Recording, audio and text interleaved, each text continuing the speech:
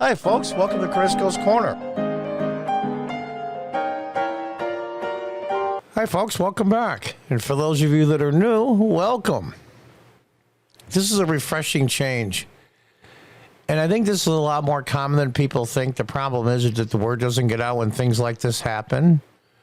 From Timcast, teen returns woman's lost purse is rewarded with $18,000. Now it's a GoFundMe account somebody set up. This is something that we really need. It's good news, positive news.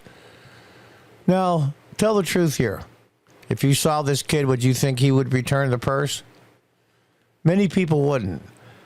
I had a store in a low-income area, and people are just as good and just as bad in low-income areas or any race or nationality than other people. And that's the thing that one of the things I like about being a conservative is the fact that we don't see people by their race or their gender. We take them at face value until they're proven otherwise.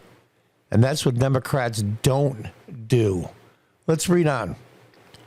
Amidst a news cycle often fueled by bad news and negativity, a San Diego, California teen is living proof that people are still doing good deeds.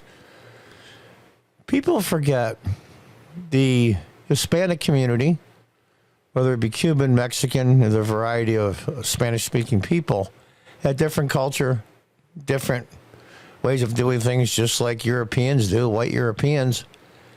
But what they have in common, especially in the younger people, more than I think any other young people group, is they're devout Christians, Catholics.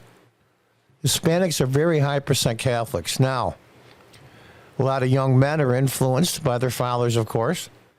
But a lot of young men are influenced by their grandmothers, their mothers, their aunts, their sisters, and they're devout Catholics. Do the right thing. As God is looking over your shoulder, as the saying goes. What would you do if God was watching? And he always is watching. Let's read on. The 17-year-old Adrian Rodriguez recently found a green handbag in the parking lot of Ralph's Supermarket in Chula Vista.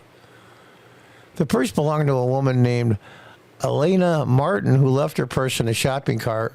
Rather than take the purse back to the store, Rodriguez opened the purse, checked the ID, and drove it to her home address. Martin, who had moved into her own home and not yet updated the address on her ID, was not there. Neither was her previous roommate, Melina Marquez. However, Marquez's aunt was home, so Rodriguez left the purse with her. You know, good for you. Good for you. We'll see the picture there. That's probably his car out front. You know what? Good for him. Good for him. It was nice of him. He drove all that way to the house to drop it off. Marquez told a local NBC affiliate. This is something we really need. It's good news, positive news. But this goes on all the time, everywhere. The point of it is, though, you just don't hear about it. Martin told a reporter the young man showing up at the door to return the lost purse was a surprise for her. If somebody found my stuff, I'd want them to bring it back, Rodriguez says. Yeah, because he was brought up decent. Brought up in Judeo-Christian principles. It's not about religion, it's about the morals and principles. Soon after he returned the purse, the home Ring doorbell camera was used to track down the quiet 17-year-old. We need to find him and give him a little piece of gratitude, Marquez said. He and Martin took an image of the footage and posted on social media. They also started a GoFundMe campaign for people to donate to reward Rodriguez's honesty. Well, let's click on that. Let's see if it goes to it. And there it is there. So all of you that want to give, it's a little over $18,000 now. You'll see the GoFundMe.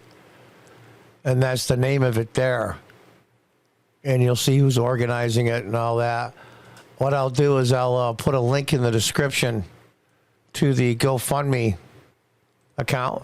I just made a copy of it. So let's go back to the story. We think he deserves a great compensation, and since a lot of people wanted to help for his good actions, here we are. Please share it so we can let this story be told, the text of the campaign stated. He was raised by amazing parents, and this needs to be told.